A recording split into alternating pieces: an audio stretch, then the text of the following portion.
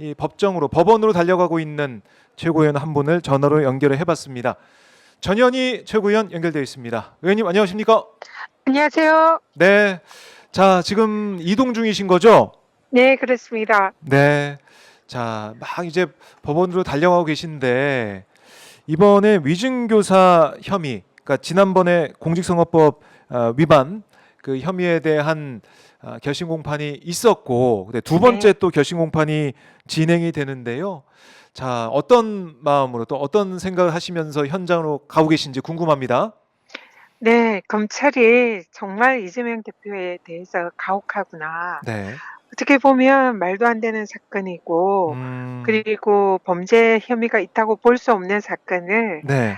이렇게 끈질기게 이재명 대표를 음, 괴롭히고 탄압하고 이러는 정치 검찰의 그런 행태에 대해서 네.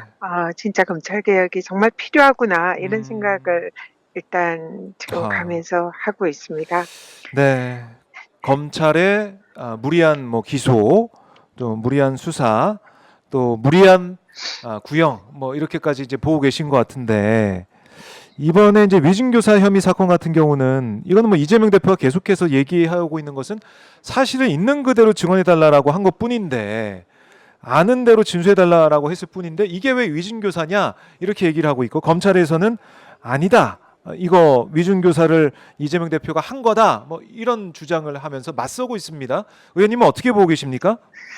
네, 먼저 이 사건은 2002년도에 일어났던 네. 이른바 검사 사칭 사건. 음, 이재명 대표가 늘 억울함을 호소했던 그 네. 사건이죠. 그래서 많은 분들이 이재명 대표가 검사를 직접 사칭했다. 음, 이렇게 알고 계신 분들이 많으세요. 아, 근데 그 사건에서 일단 지금 파생된 사건입니다. 네. 그러니까 무려 22년에 아, 걸친 사건이죠. 하하. 근데 이 사건 그때 당시에 있었던 사건은 네. 이재명 대표가 직접 그땐 변호사였죠. 그 음, 검사를 사칭한 게 아니라 당시에 시민운동가로서 성남시장의 당시의 성남시장의 네. 비위에 대해서 그 고발하고 그걸 파헤치던 그런 이제 활동을 하던 당시였습니다. 그 음, 이것을 같이 파헤치던 KBS의 어느 네, PD가 네.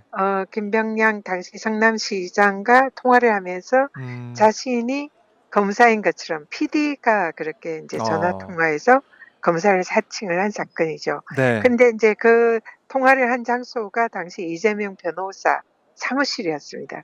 그래서 음, 이재명 변호사가 옆에 있다는 이유로 검찰이 이제 공범으로 검사 사칭 어, 공범으로 기소를 한 거예요. 예. 근데 실제로 인제 뭐 변호인 척 이재명 대표 변호인 척의 그동안의 인제 주장을 보면 음, 이 당시에 김병량 성남시장과 KBS 쪽이 네.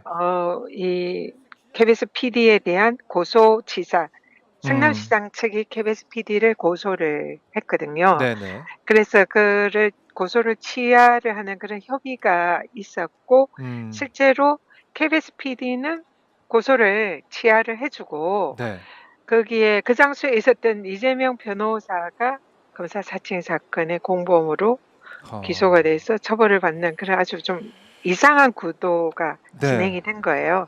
근데 어, 성남시장에 대해서 고소를 하고 그 사건에 관여했던 분이 인제 이번에 위정 교사 사건에 그 이재명 대표와 통화를 했던 상대방인 거죠. 네. 당시 시장의 비서. 비서실장입니다. 예.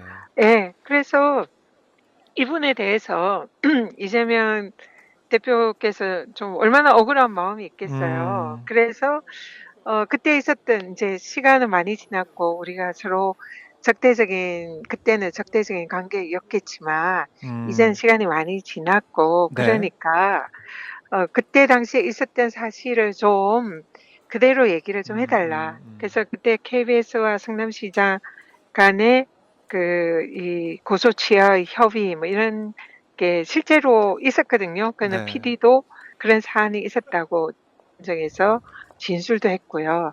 그래서 음, 그때 그런 분위기를 좀 얘기를 해 주면 안 되겠냐. 그런 네. 취지로 전화 통화를 한 겁니다. 아하. 그러면서 통화한 내용이 대부분이 그때 기억을 되살려서 있는 그대로 좀 얘기를 해달라. 음. 사실대로 얘기해달라. 네. 안 본 거에 대해서 얘기할 필요가 없다. 그렇죠. 이런 진술을 계속했는데 네. 검찰은 이런 이제 지금 사실 그대로 얘기해달라는 이런 진술들은 쏙 빼고 네. 그러니까 일종의 뭐 전체적으로 이제 이선화 녹취록을 사실상 편집을 해서 30분 분량인데 네. 한 7, 8분 분량으로 완전히 축소를 해서 음. 그 마치 이재명 대표가 그 전 비서실장에게 네. 위증을 교사한 것처럼 아하. 그러니까 뭐 그런 식으로 이제 증거를 조작해서 이 공소, 기소를 한 거예요. 그러니까 지난번 법정에서 이 사안에 대해서 실제로 법정에서 검찰이 한 7, 8분의 편집본을 법정에서 증거로 틀었어요. 네. 그랬더니 재판부가 그건 아니다. 아하. 전체 전체를 30분 맞아요. 분량을 다 틀어라. 그래서 다 틀고 보니까 이런 진술들이 그대로 다 드러난 거예요. 실제 있는 그대로 얘기를 해달라. 네. 기억을 되살려서 사실대로 얘기를 해달라. 음흠. 이런 걸 가지고 누가 위증이라고 합니까? 그렇죠. 사실 그대로 얘기를 해달라는데. 근데 이런 부분에 대해서는 사실상 쏙 빼고 마치 네. 위증을 교사한 것처럼 편집한 그런 증거를 검찰이 제시를 한 거죠. 아. 그래서 저희들은 이거는 검찰이 사실상 증거 조작을 한 것이 아니냐 네. 이렇게 보고 있고요.